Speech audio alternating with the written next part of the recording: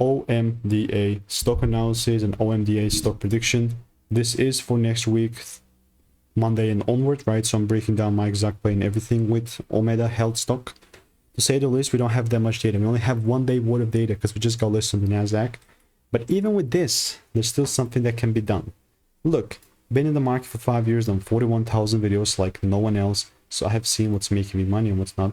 Practically speaking, here with OMDA, unless I see a full candle close above $25.55, there's going to be just no way that I'm going to look to really buy and get involved. And now this is not that big of a discrepancy, but it's really decent.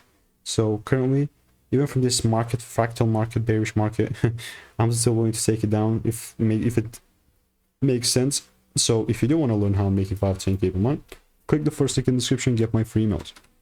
So I'm not sure if it's going to show up here. Yes, it does show up in the Discord. This is the previous video. So see you in the next one. Goodbye and enjoy.